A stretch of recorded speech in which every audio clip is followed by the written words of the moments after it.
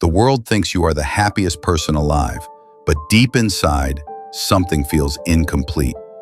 That was the life of Siddhartha, the man who later became Gautama Buddha. Siddhartha's father, the king, wanted to protect him from pain.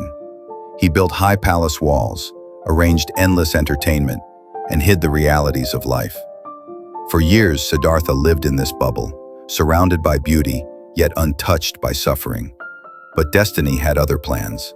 One day, as he stepped outside, he saw an old man, weak, bent, struggling to walk. For the first time, he realized, youth does not last forever. Another day, he saw a sick man, moaning in pain, helpless. And finally, he saw death itself, a lifeless body carried by mourners. These three sights shook him deeply. He asked himself, if old age, sickness, and death are unavoidable, then what is the purpose of life? That question burned in his heart until one night he made a choice. He looked at his sleeping wife and newborn son. He loved them deeply, but he knew his mission was larger than the palace. Quietly, he left behind his crown, his wealth, and his titles.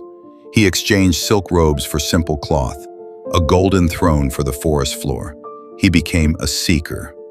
For years, Siddhartha meditated, practiced strict fasting, and searched for truth.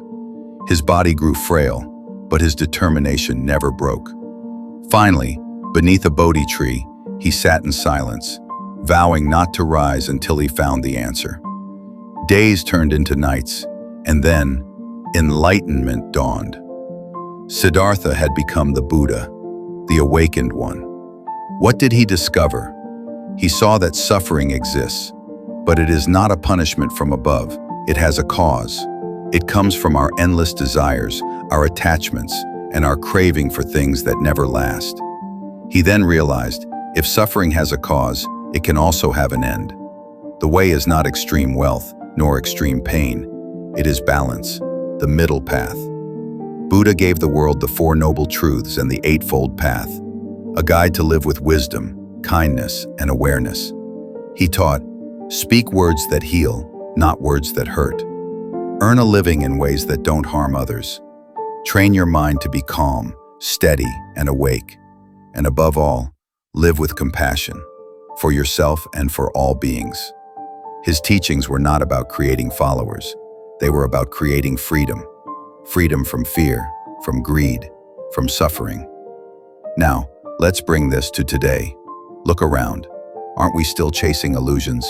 A bigger house, a better car, more followers, endless scrolling, endless comparing. We live like Siddhartha in his palace, surrounded by pleasures yet restless inside. Buddha's message is simple but timeless. Happiness is not something you chase, it is something you awaken to.